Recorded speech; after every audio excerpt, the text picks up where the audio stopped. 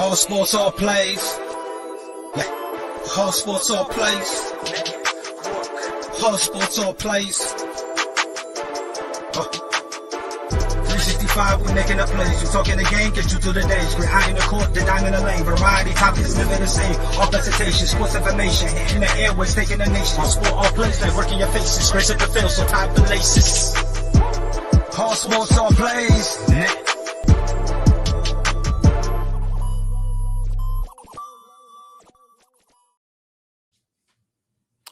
All right. Happy Monday, everybody. Welcome. Another episode of Bring It. I am your host, the Big Dog. With me this week is my boy, my man, the myth, the legend, the host of the I'ma Tell Like a TIIS podcast, Mr. Jai Shields. Jai, what's up, bro?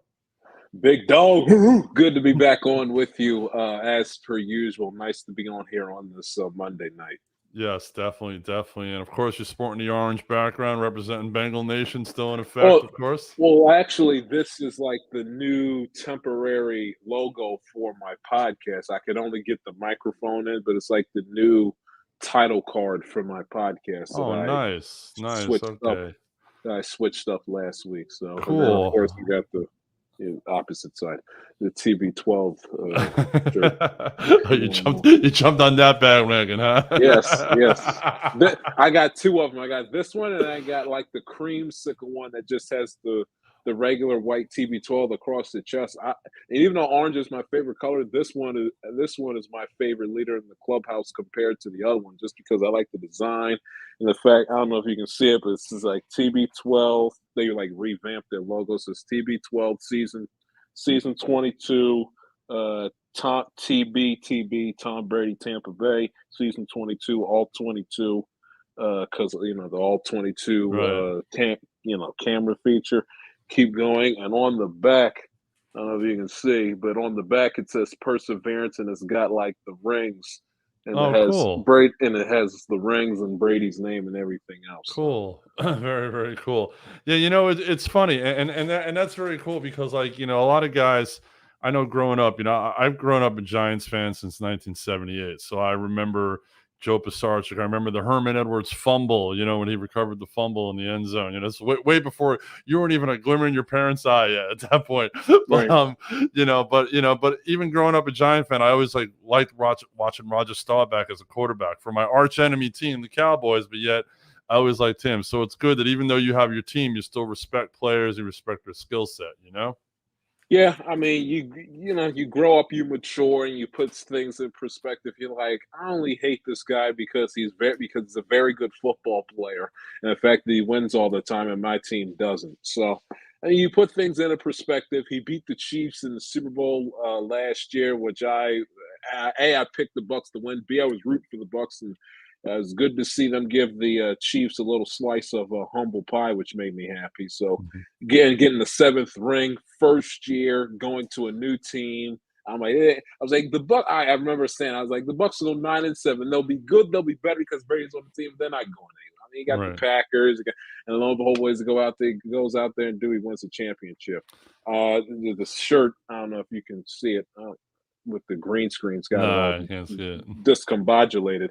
But on the top it says Tom Brady, Tampa Bay, Perseverance, keep going, and it's got 7 rings in like the form of like the Olympic logo. The 7 rings signifying all 7 of his championships, and at the bottom it has the TB12 logo 2021 on the back right side. But anyway, that's cool. We got far more important things to discuss than TB12 at the time. Yes, we do. And we were going to open up with talking about Coach K, but a little story broke a couple of hours ago about Calvin Ridley of the Atlanta Falcons was caught betting on football games while as an active, even though he wasn't on the active roster. He had taken some time off for some mental health issues. But he was caught gambling on football, which is a complete no-no. It's in your contract. It's in the players' union thing. You cannot bet on football when you are a player in the league. Goodell comes down, suspends him indefinitely, definitely for a year. I have to say, for Goodell to come down this strong on something, I got to respect him for that, because Goodell has always been a little wishy-washy about suspensions, but he wasn't messing around. And I think it's twofold. One is setting an example. And 2, NFL's got a lot of contracts with FanDuel and DraftKings, so there's a lot of things going on there. What's your take on this whole thing? Well, you're in the right ballpark. And NFL at the same time, it has to send a message, not just and whether it's using Calvin Ridley as an example or screaming to the heavens to fellow players, whoever within the National Football League, at least from an executive level with the franchise, sending a message that hey, we can't have you betting on these games. We just, win or lose, and not that it matters. Because we bring this up all the time with Pete Rose. He did beat the Falcons to win. It wasn't like he was playing, so even if he betted the Falcons to lose, it would look bad, but he wasn't playing, so it wasn't like he threw the game a la 1919 Black Sox scandal. But anyway, it's not there. Right. Goodell had to send a message that you can't bet on these games. Like you said, it's in the rule book. It's collectively bargained with the players union and the league. You can't bet on these games. Period. Case closed. End of story. But I understand making an example out of them. A year, I get that because if it was baseball and this broke, you'd be banned for life. Right. But I understand where people are coming from when they scream and yell and saying, "Raj, really? An entire season when your league is in bed with FanDuel and DraftKings and fantasy football, whether it's with your networks having their own little, ESPN running their little fantasy football, Fox Bet too. Right. Fox Bet all the time. Yeah. Fox, ESPN, NBC with the Sunday night 7. So it's a bad look, and it's a hypocritical look that says, "Hey, don't bet while you're a part of our league," but then because the league is so hell bent on taking money and they chase every buck and they take every nickel off the table, they go out there and have these partnerships with these gambling and fantasy sports, which is a form of gambling, by the way. They go out there and they form these relationships that look very, very, very hypocritical on the NFL's part. I mean, they allowed, and one of the main reasons why I didn't want a team in Vegas is because of the whole betting aspect. They allowed Mark Davis to move his team out in Vegas. They're going to have a Super Bowl out in Vegas. I mean, really? I mean, you got an NFL. I mean, out of all the cities in the world, I mean, Portland I'll live with. How about St. Louis getting getting a team in replace of the Rams, or San Diego getting a team in replace of the Chargers? I mean, you're going to send a team out to Los Angeles? I mean, really? But again, the NFL, they don't care. They chase every buck. And I understand making an example out of Ridley, but I mean, my goodness gracious. I mean, players that have done far worse than betting on their team to win games, a la whether it's domestic violence, whether it's I understand whether it's Belichick with the whole Spygate situation, whether it's you go down the list of players that have either broken the rule as far as committing an NFL crime to a much more of a degree, or committing a crime in the regular real world, where the NFL has kind of who can forget the Ray Rice 1-game suspension ordeal. So I mean, so the NFL also looks bad at that too, because nobody's ever going to forget where Ray Rice sucker punches his wife in an elevator, and before the video came out, Goodell gave him a 1-game suspension. Even without the video, he should have been sitting about half the season at most. So it's a bad look, And if there is one thing that is that I take from this, and that I say to myself all the time, not just with the NFL, but what's going on in life in general, whether it's Putin with the Ukraine stuff. I mean, for the love of money is the root of all kinds of evil. I mean, no wonder, growing up in Sunday school, I learned that greed is one of the 7 deadly sins. Right. You see why? I mean, just based on stuff like this, but no doubt. Calvin really should know better. He should stay off of his Twitter feed. Not giving this hand. He handled it poorly. I mean, he might have been telling on himself, so he should have handled it much better too. And did he honestly anticipate him betting on his own team that nobody wasn't going to find out? I mean, it ain't like it's back in the day where you meet your bookie, behind the back of a McDonald's somewhere, and you hand him a little envelope with money in it. I guarantee you, I don't even know if sports betting like that via the apps is legal in Georgia or not, but I guarantee you, he's plugging in plugging in his bank account information. When he went to go place the bets on the Falcons and Jaguars, and somebody said, "Hold on, Calvin Ridley," and they went back to the league office. It's like, Falcons, see if the direct deposit for Calvin Ridley's checks is associated with the same bank account or same bank card as he's doing placing the bets on the FanDuel app. So a complete mess all around. But I totally get and totally understand people screaming and yelling, saying, "Well, Roger, I mean, your league is in bed with these gambling sites, these gambling companies. Are you going to suspend your own player a full season? Really? When you got players in the past who have done far worse significant transgressions, again, whether it's in the frame of the NFL within the sport or legally in the real world." And they, 1 game, 3 games, 6 game suspensions. I mean, it is, and it makes sense. And what you actually said, it's a cesspool of hypocrisy. It is. It definitely is. And what you were talking about, and we want to welcome Tony in, our producer. Hey, Tony, how are you? I'm living a dream, sir. How are you? All right, cool. I want to get your take here in a second. But what you said, and that was true, Ridley actually went on one of the apps, and he was in Florida when it happened. And the betting apps are not legal here in Florida. This was reported. One of the apps apparently was able to break through. It drew a red flag. Red flag called the NFL, compared to what you just said, and boom, and that's how he got caught.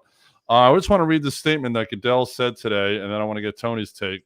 This is actually from Goodell. He wrote, "There is nothing more fundamental to the NFL's success and to the reputation of everyone associated with our league than upholding the integrity of our game.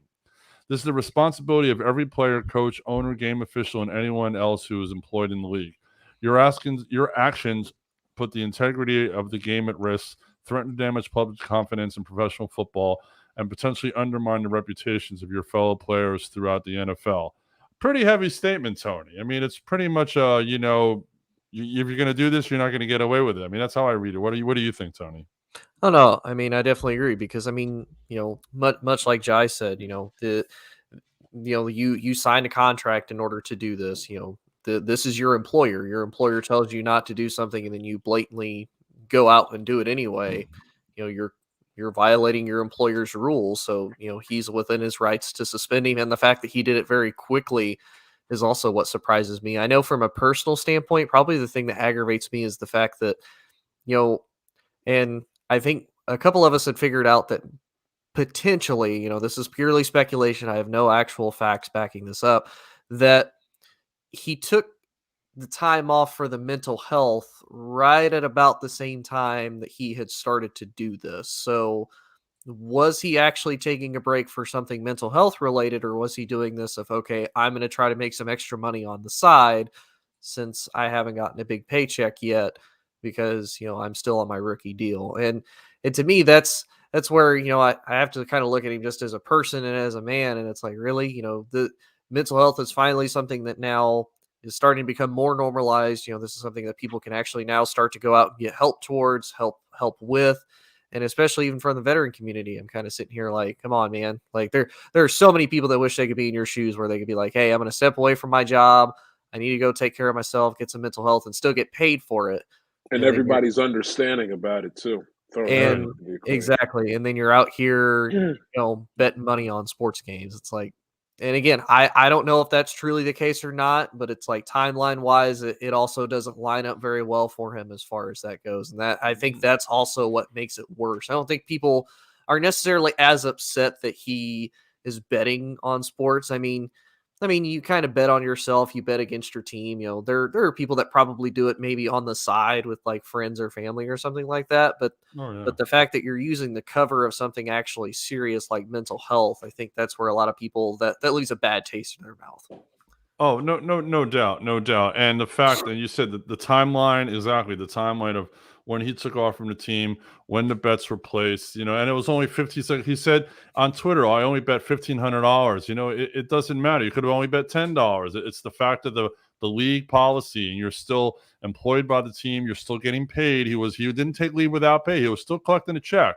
Mm-hmm. So, it's the whole policy involved, and it's interesting. And Shai, you talked about it, about the Pete Rose comparison when it comes to sports gambling always comes around, I've always been in favor. Pete Rose should be in the Hall of Fame. End of story. What he did as a player, what he did as a manager, two totally different things. But that's for a whole entire other show. But he bet on the Falcons to win, but he bet in parlays. And the biggest argument people have been saying is that, well, when he placed these bets, because he's a player in the league, did he have inside information?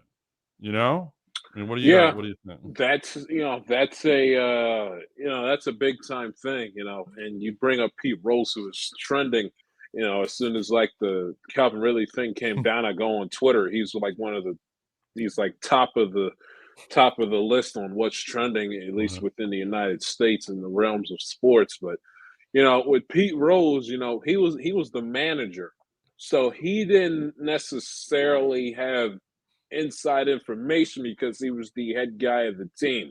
He was basically using classified team information to influence his bets. It wasn't like he was picked up the phone, called one of his teammates or whatever, and said, is so and so bad in the lineup tonight? He's at a 8 for 48 slump within the last 3 months or so. He hasn't been able to get, not like that. Pete Rose writes the lineup cards, so he's not like picking up the phone. And I don't think, and it was before my time, maybe you guys probably knows better than I would, but I don't think anybody else was in hot water when the Pete Rose gambling thing came out. I think it was just only him. And if that is the case, I think in large part because he was the one who had and distributed the insider information in terms of gambling. Calvin Ridley, who's a player, it's something totally different. And that argument, did he have inside information? Not, who knows? Who knows? He didn't. So he lost the money by betting this with the idiot. I mean, you want to do something as stupid as this, and you don't even win money. You don't even win. I mean, was it really worth it? Not that it's worth it to begin with anyway, but if he got caught and he won some money, he could say, during his year-long suspension, well, at least, on silver lining out of all this, at least I got a couple extra dollars in my pocket. I think he lost like over $2 million because of this. So the argument of insider information, who knows? Wouldn't shock me if he did. Wouldn't necessarily surprise me if he did, because of the fact that he was losing these parlays, and he was like the average schlub, like and I don't bet, and I'm not 21 yet, but like the average Joe that goes, wakes up Sunday morning, bets his ass off on NFL regular season football, and the bets don't hit. So I mean, if there's going to be an investigation, who knows? You got to allow that to manifest and allow it to happen. But wouldn't shock me if he did. Wouldn't shock me if he didn't, because again, based on the fact that he didn't win his bets, and he as an NFL player isn't like the common fan who's been on NFL football every single Sunday. I guarantee that's probably like maybe the first time he either thought about or really made a bet on football since probably he was in college. And even when back in his college days, betting nationwide isn't what it is now in 2021, 2022 America. Exactly. Yeah, well, we're going to see where it comes out as, but right now he's suspended indefinitely, and we'll see that as the week goes on, the league reaction. We'll see what the Falcons end up doing, if they keep him on the roster, if they cut him, who knows? It'll be interesting. All right, I want to move on to another big story from the weekend. Coach Mike Krzyzewski's last regular season game at Duke was Saturday. They lost to their arch rival North Carolina. Krzyzewski's been coaching for 42 years. Basically took this Duke program to another level. There's been ups and downs. There's been rumors. He was the Olympic coach for the Olympic team for a number of years, won a lot of gold medals, coached a lot of the great NBA players of like the late 90s and 2000s and stuff like that. Definitely an accomplished career, Tony. So what stands out to you as far as Coach K's career and his accomplishments and what he's done for the game? I mean, you just kind of have to look at the fact that Duke has had a longevity of success. I mean, at least growing up, even in high school, when I really started to pay attention to a lot of college sports, I mean, Duke was always up there, especially in college basketball. They were always the team that was there to beat. Every Final Four, Duke was going to be there. Did they always go to the national championship? Not always, but they were almost always going to be in the Final Four. They were always going to be a team to be reckoned with. So, I mean, and like you said, even in kind of the down years, I mean, who's the team that you're probably going to fear the most coming out of the ACC? It's probably going to be Duke. So I mean, the long term consistency, he has over 1,000 career wins. What was it? I think 1,300, almost 1,400 wins, something like that. Yeah. 1,196 career wins. That of college basketball reference.com. Yeah. So I mean, almost 1,200 wins. I mean, that's extremely impressive over 41 years. So I mean, that goes to show you that he was long-term success every time, getting the best out of his players. And yeah, we've seen some of the players that have come out of there, good or bad. We've seen Kyrie Irving come out of Duke. Zion for at least two of the more recent. I think Jayson Tatum, if I remember right, came out of Duke too. So I mean, he produces stars, he produces talent, and I mean, he gets the best out of his players, and it's shown throughout pretty much his entire college basketball career. And his story is amazing. And I don't know if I mean, I'm sure Jai did. I know, Tony, have you heard the author Ian O'Connor's got a new book out, basically all about Coach Krzyzewski. He's been on all the sports radio stations talking about the story that when he got he was a Bobby Knight's assistant, and then got the Army job, and then eventually got the Duke job. And going into his third year, all the boosters at Duke wanted him fired. And the athletic director took a chance on him, rolled the dice, and then he turned the program around. And 5 championships later, all those all Americans, NBA players, it's incredible. So, Jai, you're a young person, but a sports historian. Where do you think Coach Krzyzewski, and and that's quoting Chris Russo always says that about you.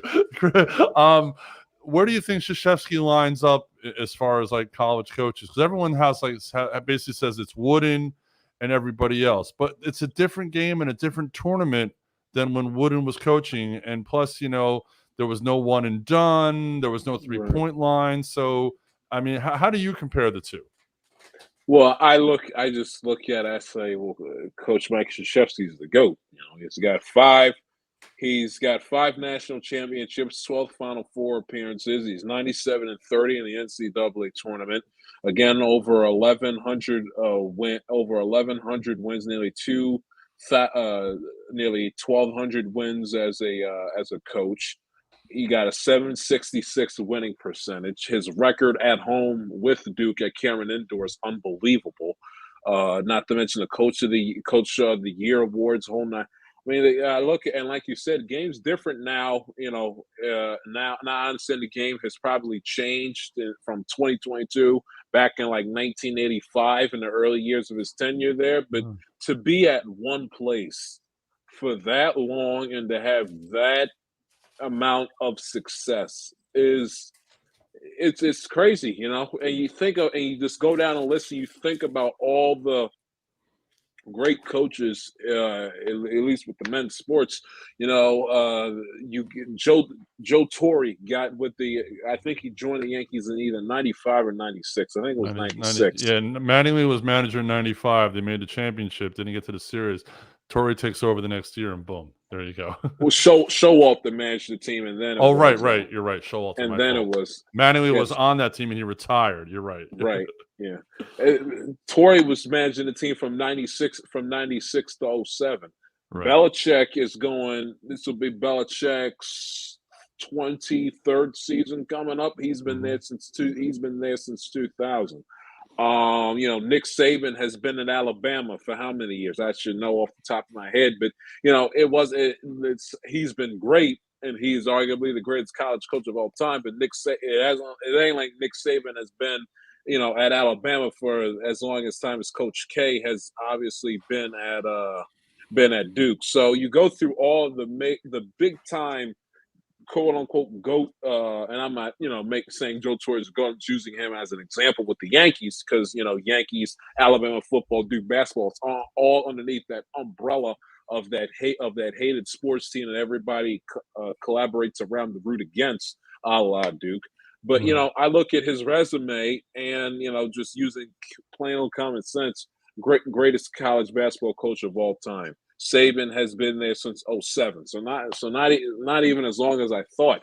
So for him to one place, I don't know if you guys, I don't know how old you guys are specifically, but my father was born in 1978.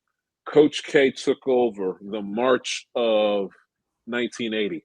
My father had only been two for about a month, or 2 years of age for about a month. He was 2 when Coach K took the job at Duke.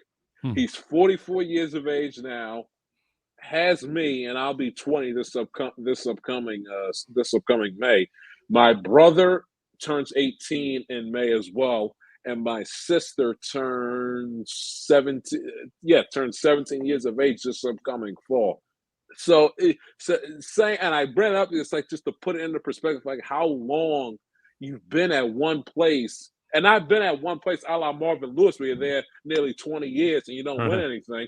Coach K has got the resume, and for him to do it with numerous amounts of players and be successful in the 80s, 90s, 2000s, 2010s, and now the 2020s when they're going to make the NCAA, and 5 different decades.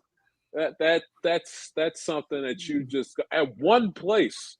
One place. His what do they call that in show business? His big break was his only break, because that's the only place outside of him having a cup of coffee, taking over for Bobby Knight at Army. That's the one sole place he's been, and for him to be as successful as he has for that long, it really speaks to just the amount of greatness that he has. I mean, I went through the list on my show over the weekend. Jimmy Carter was president when he took the job at Duke. Ironically enough, Jimmy Carter is the oldest living president here in 2022. Exactly. Yeah, it's impressive. It is. It's quite impressive, and it's funny.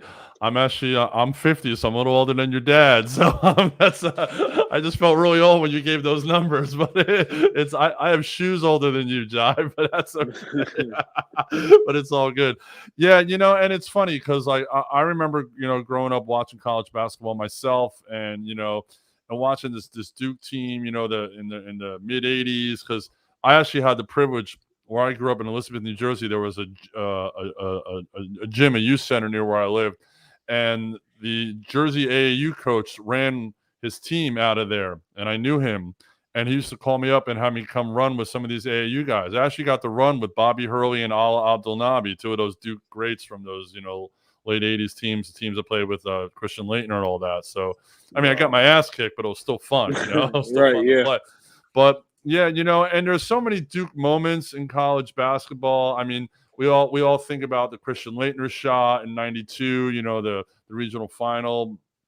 All the championships. But to me, and I want to hear your guys' take. To me, the biggest Duke moment for me is how he upset and outcoached that UNLV team in '91.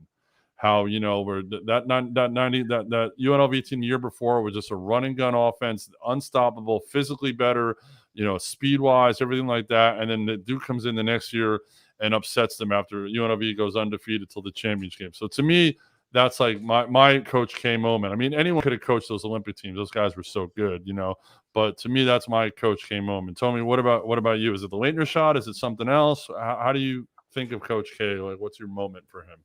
Oh no, I mean I definitely agree with that, because if anything, that shows everybody that it's not necessarily about you have to have all 5-star players, all 5-star recruits everywhere that you go. It's how you use your players, it's how you coach them, it's how you come up with your schemes, it's how you come up with your game plan. So I mean, to me, that is the epitome of him being a fantastic coach. That again, steamrolling offense of UNLV, and he takes his team, manages to beat them, and then goes and wins it all on top of it. So I mean, that to me is a huge moment for him. The fact of, yes, I can prove that I can outcoach you, and it's no problem. Right, exactly, and that's what he did. What about you, Jai? Real quick before the break, what's your Coach K moment? Well, I'm young, and got to be honest. I'm not sitting up. I wasn't spending a lot of my days. Got to be honest. Got to be fair, transparent. Watching Duke basketball, even when Maryland was part of the ACC, but I'm aware of the rivalry. I'm aware of the historical significance of Duke versus the Duke UNLV game in '91, the Leitner shot, of course, which I've seen a million times. But so I can't really give you a moment. I know 2015 beating Wisconsin national championship game that year, and then of course if it was Gordon Hayward's jumper that nearly went in when they Yes, beat that's right. I Butler forgot in about that. 2010. Right, that almost. I remember I was at a place. That place almost exploded. That ball was in the rim. That was crazy. Yeah, and I think, and just this little tidbit that I have instead of like a Coach K memory, and it works against them and it benefits them. It works against them based on the fact that he never throughout his entire tenure there, he never had that all-time NBA great that went through his program in college and went to the NBA and became one of the game's all-time greats. He's had very good NBA players. He's had all-stars, and if Kyrie Irving wasn't so caught up on this vaccine nonsense and maybe played better a little bit before LeBron joined him in Cleveland, he could possibly be that first. He could possibly be that first player out of the Coach K camp that goes out and becomes an immortal NBA player. If Grant Hill stayed healthy, I think Grant Hill could have been that guy.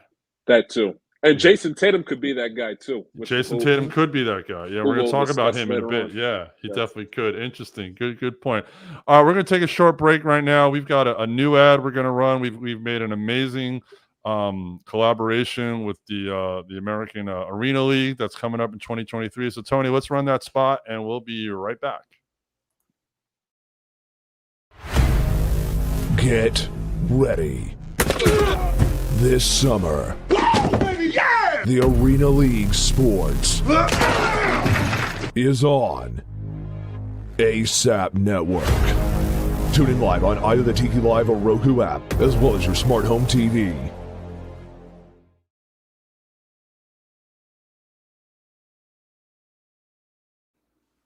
Yes, that's right. Summer 2023, we will be the exclusive home of the Arena League. We're so excited for this partnership. We can't wait. We're going to have studio shows. We're going to be doing play-by-play, the whole thing. Who knows? We might even be going to the games. We're trying to work all that stuff out, but big collaboration coming up, so we're real excited. So, John, we might need some football analysis from you, man. You never know. Anything's possible. Stick around. We'll see. Yes, sir. All right, let's you know what? We're gonna save baseball for the last segment. I want to talk a little basketball right now. We talked about Jayson Tatum. Jayson Tatum went off this weekend, 54 points yesterday. It's his fourth 50-point game. He's having a tremendous season, a tremendous career. And then there's my guy, Ja Morant. Ja Morant to me is the most exciting player in the game right now. I love watching this kid play. I could watch him all day. Just the way he's aggressive, the way he goes to the hole, the way he shoots from the outside. So, what's before we say, are they the new faces of the league? Who you got? You taking Tatum? You taking Morant? Okay, Jai, who you taking? It's a tough call. Yeah, I love the way they're both playing right now. I mean, on any given night, they what you can do, I can do better. But if I had to pick, I might go in the direction of Morant because he's a guard, and it's a guard-driven league in today's NBA. Mm-hmm. So if you need the great player or two, to be a championship contender. But if it's a guard, if it's a guard with Golden State. The Nets, although they're hovering around 500, barely staying afloat. Whether it's the old Cleveland teams with Kyrie Irving running the point, you name it. With even the Nets, when they were competitive, when they had James Harden, and then in a couple of seasons past, when they had Dame Dolla at the guard with the Portland Trailblazers. So you need the great guard, and if one of your best players is a guard, you're much better off as a franchise. Not necessarily, as far as a going forward piece, but being a legit championship contender. But that's no diss and no disrespect on Jayson Tatum whatsoever. I mean, what he's been able to do this season, he's averaging 26.5 points a game, 4 assists, 8 rebounds, shooting 43% from the field. Not great, but he's certainly, the last couple of games, he's certainly just been setting the world on fire. Against Atlanta last Tuesday, dropped 33. And then, of course, against Memphis, against Ja Morant last week, he dropped 37 points, 5 assists, a block, 6 boards. And then, of course, on Sunday afternoon against the Brooklyn Nets, he was just absolutely sensational, dropping 54 points.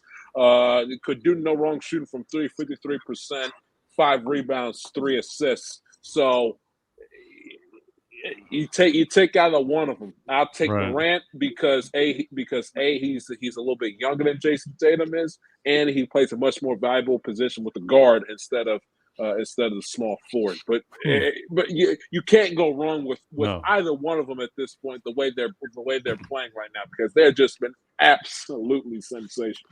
Exactly. Now, Tony, last week we were talking about the NBA contenders and pretenders, and one of the teams that you thought was a contender is Memphis. So, are you leaning more towards Ja, or do you like the big 6'8", small forward who could slash to the basket and Tatum?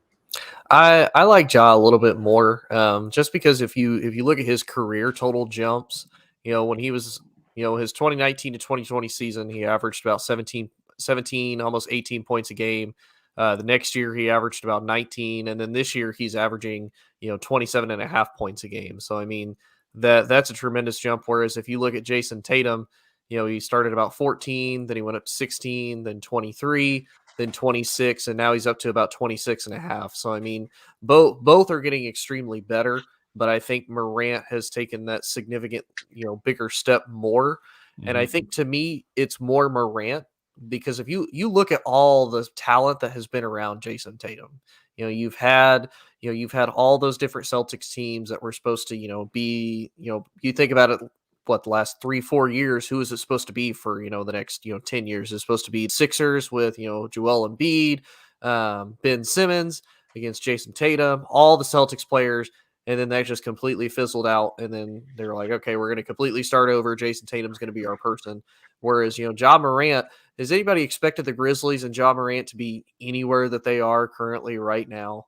Like, I didn't. I expected, if anything, the Boston Celtics to kind of, be even keel a little bit. And they pretty much were up until the All-Star break. And then they just kicked on a second. And another thing too with the Boston Celtics, and I understand, to your point, Tony, that the Memphis has been a tremendous surprise. But with the Celtics, I know how you guys feel about them, but it's different energy when I see them play. There's a different vibe when I watch them, especially, and I've seen them a lot within the last week or so. Most recently, yesterday on Sunday. There's a different energy, different vibe about them that I haven't seen from them in years and seasons past with Brad Stevens. It was like a dark. Bud Reese feels like it was a dark cloud of negativity, hovering around the team. Now with this, they're energetic. That it just you get a different feel from an outsider's perspective that who isn't a Celtics fan. Just different feeling, different energy about them. And I think Tatum's tremendous play is testament to it as well. Yeah. That's interesting. That's an interesting point, Tony. Because they get a new coach, Stevens goes upstairs, Danny Ainge steps out, different vibe. Right. What, you agree with that? Oh yeah, I definitely agree. Because I mean, like Jai said, we've seen the immediate switch. Now I will say, it's not really a knock against Tatum. I think that Celtics team, because of that, is a little bit more complete. So if Tatum was to go down or go out, that Celtics team would be able to compensate for that. Whereas I think if the Grizzlies lose Ja Morant for any type of significant amount of time, it kills them. It's game over for the Grizzlies. So I think overall impact wise, Ja Morant, and this is going to be a little bit of a reach, but I promise I'm not trying to make this big of a comparison. Ja Morant's impact on his team is similar to like what LeBron's was for the Cavaliers. Like you think about how the Cavaliers were before LeBron was there, then even after LeBron came back, that's the type of impact that Ja Morant has. Then when Ja Morant's not there, we see completely different teams. Exactly. And considering you were saying how this Grizzlies team, if Morant goes down, they really, I mean, I'm looking at their roster and no one really jumps off the page for me as far as, I mean, they've got, guys like Jaren Jackson and Dylan Brooks and Tyus Jones, but no one's really, there's not that second name. He doesn't have that number 2 like Giannis has in Middleton, or now that Embiid has in Harden. Harden, thank you. Until Yes. Harden shrinks in the playoffs. But again, Right. that's another conversation. We talked about that last week. It's going to be interesting to watch these two grow as players. I definitely think, in my opinion, Morant will jump to the top and probably become, the new young superstar in this league. I mean, he's already a superstar, but he's definitely going to outreach these guys. He seems to have a good head on his shoulders. He plays aggressively. He's gonna go down fighting. It's gonna be interesting to watch them in the playoffs. They're now, I think, the number 2 seed right now. Golden State is kind of faltering, but they'll get it back together. It'll be interesting to see what happens in the playoffs, and they'll definitely make the conference semifinals. And I think it'll be good for the league if Morant is actually making the conference finals. Get a new face out there. Get promote. The one thing the NBA does is, they do promote their stars well. They always put their stars on TV. There's all places to watch them. Yeah, they show us a lot of Lakers lately, and do we really need that? Do we need to watch Knicks and Clippers last night? No. But that's besides the point. So it's going to be interesting. I think also too that with the Celtics, I think it'll be very good. If they make it to the Eastern Conference Finals against, say, Milwaukee or the Heat or the Bulls, especially if it's Bulls Celtics in the conference finals, wish on a chicken wing on a prayer, but I think that would be good for the NBA, not just because of like the players necessarily, because the NBA is a star-driven league, but these are two historically successful. Now, with the Bulls, of course, it was all Michael Jordan, but the Celtics especially, they haven't been in that big-time championship spotlight in quite a long time. And I think if they were to get themselves back to a conference final or win the Eastern Conference outright, I think not only would it, the NBA would have an opportunity to show you Jayson Tatum ad infinitum, but also you would rejuvenate, and this is where the older sports fan, the older NBA fan, kind of likes it too, because you get to talk about, the history of the Celtic franchise and the all-time great Celtic teams, Larry Bird, Havlicek, Bob Cousy, Parrish, you can, what's his face, Arabic. I mean, so you get to incorporate the historical essence of the Celtics with the parquet floor being in the NBA Finals again.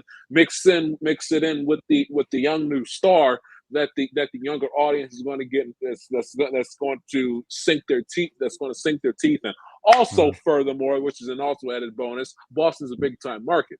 You have to factor that in as well. So the TV ratings is going to be, through the roof, because you're going to have a big time sports market in Boston. Yeah. If the NBA gets like, even though Milwaukee, is great, if they get a Boston Chicago Eastern Conference final, that's definitely a good money maker for them for sure. And our boy Mike Hughes of the network would be so happy if the Bulls made the conference finals. So yeah, he would. He would definitely. But all right, we're going to move on to baseball right now. Interesting development, even though they have not solved this lockout issue. But the Major League Baseball and the Major League Baseball Players Association agreed to finally ban the shift. Thank the Lord. They're going to implement a pitch clock and make the bases larger in 2023. Also, the league is the players are launching a $1 million fund for the workers affected by the lockout in games that are being missed. And unfortunately, it looks like we're going to be missing a lot more games. First, I want to talk about the rules stuff. I mean, I've always hated the shift. I'm old school. I grew up, I like the DH. I like having a universal DH. I'm all in favor for that.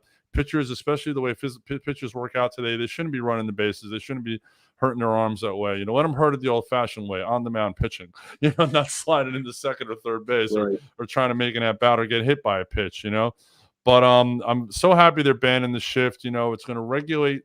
It's going to just make the game better. They're trying to increase the offense, obviously. I think it'll decrease strikeouts. The pitch clock, obviously, they want to speed up the game.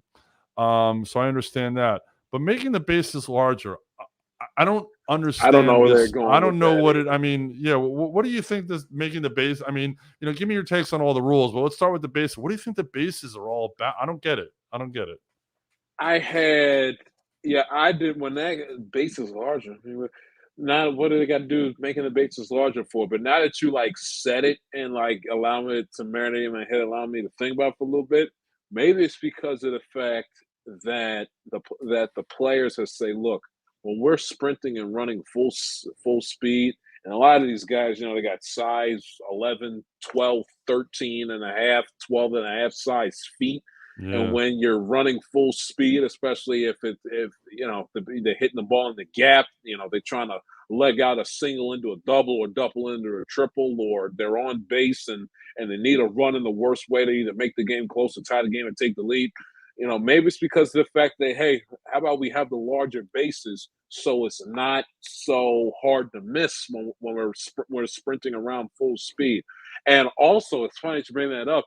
Remember when the Pittsburgh Pirates last season had a home run taken off the board because one of their players forgot to touch first base? Yes, I do. Yeah. Maybe that's the reason. Maybe that's the reason why they added the larger bases. Not necessarily because the players can't see them, but add the larger base because it's more square. It's more square footage for the player to put their foot on when they're sprinting around the bases, in the heat of the game, trying to get some runs on the board and put ducks on the pond, as the old saying goes. Right. That it's when you're running full speed and so focused on watching where the ball is, watching your base coach.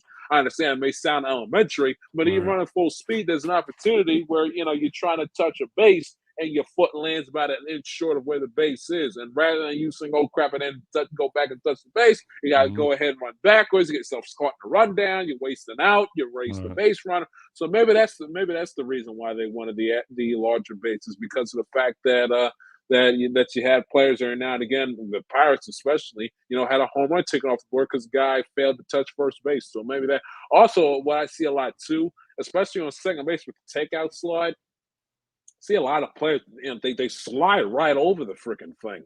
Right. So maybe they have the larger base. Maybe it'll make it harder for, and of course, going back to the Ruben Tejada Chase Utley rule, where then maybe with the takeout slide that you won't have to see players on a takeout slide.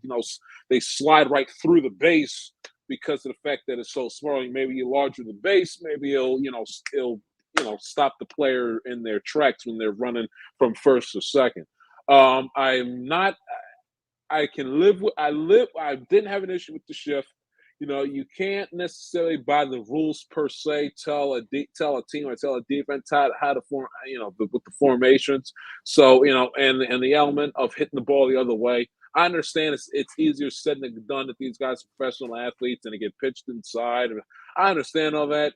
But some, if not most of these guys that a lot of left-handed hitters that get the shifts put on them. A lot of it is because of the fact that they're too stubborn or they're just too impatient to learn how to hit the ball the other way, and bunting down the third baseline when the entire infield is to the right of the batter, left of the fielder of the second base bag. So.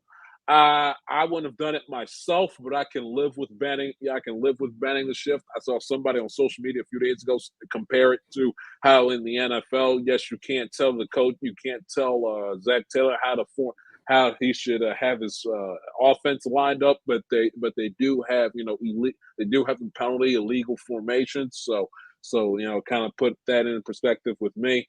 And then of course, what was the other rule? The other change that they had. It was ban the shift, enlarge the bases. The pitch clock. Yeah, that one is by far my favorite one. Taking 40 minutes, catch the ball, lick the fingers, swell up the baseball, touching yourself, fixing your cap, and wiping the sweat off your brow, and it's too much, too much. And the hitter and the batting gloves It's just too much. Throw the ball, hit the ball. That's it. I live with it. I can understand if it's a long at bat, where it's a 13 pitch at bat, 3-2, foul pitch at the foul pitch, and you get a little tired. I get that. But these 3-4 pitch at bats, taking 20 minutes to complete. I mean, you got to move it along. Basketball they have a shot clock. Football they have a play clock. You got to add some. I understand that the uniqueness of baseball is that there is no clock, but you have to have it in terms of an element of keeping order of the game and keeping it moving along. Because these 3-hour and 45-minute games, it's not. It can't work, and it can't exist in 2022 America. Just no, it's impossible. And I think also because of the amount of analytics and pitching changes, and the fact that even though you still have the 3-batter rule, they're still changing pitchers. You got to move the game along. So definitely, the pitch clock is definitely going to help. And the shift will be interesting. And I think from what I read, the shift rule is going to be that you cannot have 3 players on one side of the base. So, managers are going to play that fine line of having their second baseman or shortstop line up like right behind the bag where there's going to be like that line. And like like second base is right here, and their shortstop is lined up right there. Exactly. I mean, the ump's going to be out there, so the ump's going to be able to see it, whatever. And I mean, they're going to have to, explain the rules. Okay, can I move when the ball's being pitched, or do I move at the crack of the bat? There's going to be a lot of technicalities that they'll have 2 years to work out, and at the rate things are going right now, we might not see baseball until then. Right. Hopefully, we will. But we'll talk about that. And I guarantee they'll probably come spring training of 2023. There'll be some infielders drills where it's like where you literally see a bunch of outfield, like running suicides. Where as soon as the pitcher either raises his leg or the ball comes out of his hand, you'll see the third baseman and a shortstop, right, sprint to the position and try to like shift at the last possible second without being caught with their hand in the cookie jar of the illegal shift. Exactly. It'll be the same, almost the same way that when you cannot, you have to move on the release on the foul line when you line up for a foul shot, when they're, when they're supposed to call that, even though they technically don't. Yeah, it's going to be very interesting. Right. I just read that it looks like in the minor leagues, they were experimenting with the base size. It was 15 square inches. They were experimenting to 18 square inches, basically wanting to increase stolen bases, obviously decrease missing bags. And they also felt that it decreased injuries on when you're sliding, because if you're sliding to a bigger bag, you're getting there sooner, you're popping up sooner. There was some interesting reading online about that. So that's going to be it's going to be cool to watch, definitely. To see how it increases. But then you go to, well, if it increases steals, once again, do the records that stood with a different game. There's that whole conversation, like the way they talked about the NFL records getting broken with 17 games rather than 16 games and all that. There's going to be a lot of discussion of that too. You will see that come along with offense, True, but the difference is that with you still got the defense, the catcher still has to get them out, right. And because of the fact of how stealing bases is a lost start in modern day today, Major League Baseball, I think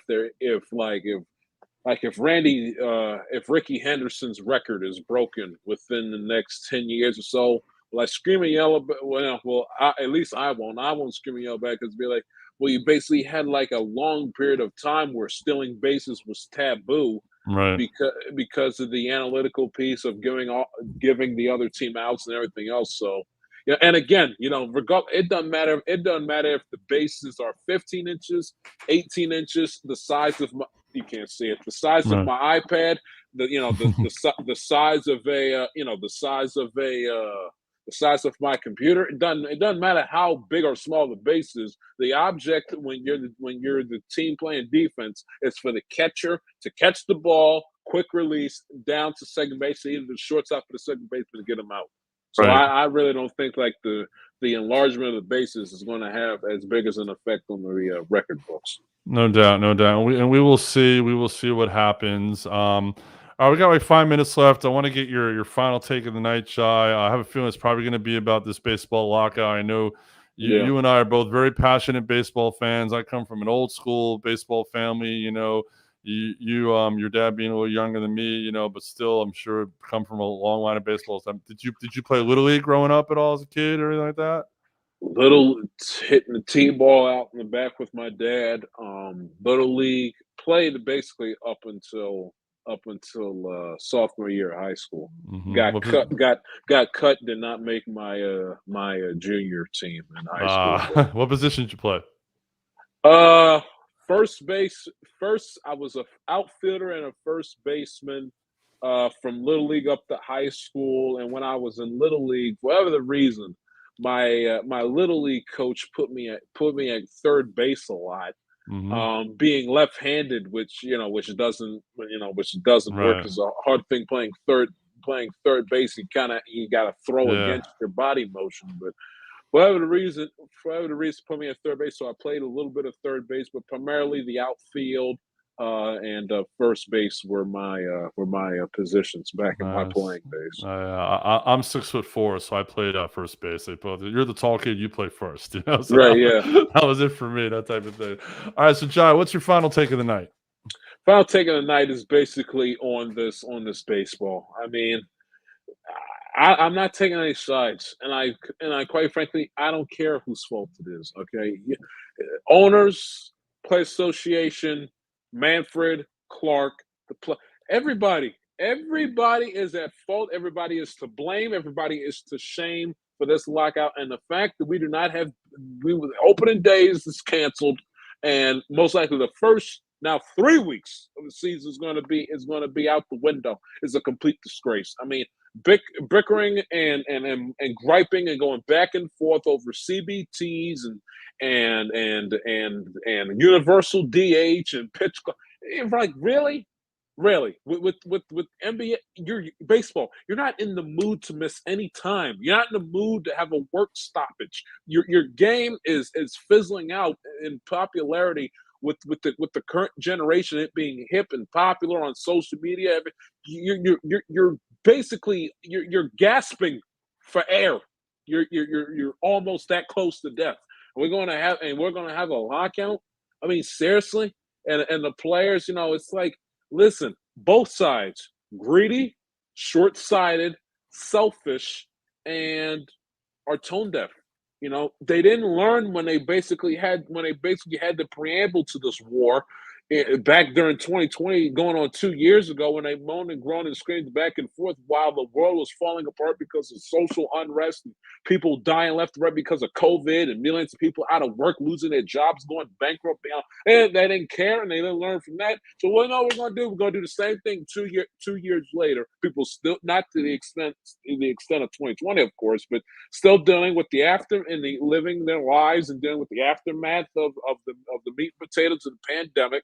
And then also what's going on with Ukraine and Russia. I mean, people in Ukraine having to put their lives on pause, on hold. Professional athletes too, but boxers, everybody putting their lives on pause, on hold. They go fight for their country and to take up arms and stick up for the fellow man. Meanwhile, back here in the Western United States, we got millionaires and billionaires, and if not the millionaires, then the people that are making six figures bickering and moaning over stuff that in the grand scheme of things really doesn't matter. It's sports at the end of the day. Sports. I understand. We got to worry about the person that's making $165,000 a year, but they're not on food stamps. Okay, yeah. and with the owners being frugal, paying their players. I mean, if Freddie Freeman wants a big fat check, you give him a blank check. Say, Freddie, whatever you want. You want it to World Series, you're a franchise. Whatever you want, we'll give it to you. But I mean, owners being cheap, owners being frugal, owners, like 6-7 owners holding the league hostage with raising the luxury tax because they don't want to spend any money. It's a joke. And then meanwhile, they screaming, the Max Scherzers of the world screaming and yell about competitive balance. Yet when they've made their money, won their Cy Youngs, have pitched and has appeared in plenty of All-Star games and won a World Series, by the way. If he retires tomorrow, he's going into Cooperstown in 4 or 5 years. And he goes there and he takes every nickel, every penny off the table to go pitch for the New York Mets. Yet he screams and yells about competitive balance and the fact that the Baltimore Orioles and the Pittsburgh Pirates of the world are tanking. Yet he goes ahead and he joins the big-time powerhouse, the big boys, the New York Mets. Hypocritical and double talk everywhere you turn, everywhere you spin. Drives Exactly. me crazy. Exactly. And you guys can hear much more of this take, I'm sure. Your new episode drops tomorrow, right? On Wednesday. Wednesday, new On Wednesday. episode of I'm gonna tell like a TIS podcast hosted near- by the I great Jai nearly, Shields on yeah, Wednesday. I nearly lost my voice screaming and yelling about this lockout forces for like 45 minutes last week. I came back after the break. I was like, hold on. Not Rob Manfred causing me to lose my voice. I mean, Yes. No, it's a joke. we'll have none of that. We'll have none of that. My final take is on the pretty boy of the NFL, Aaron Rodgers. I am so tired. I am so tired of him. The prima donna that he has become is insane. For a man who's only won one Super Bowl to act the way he is. I had sent you a picture this week. Charles Barkley came out with a quote about Aaron Rodgers, says, I think he's the prettiest girl that you got to tell her she's pretty every day.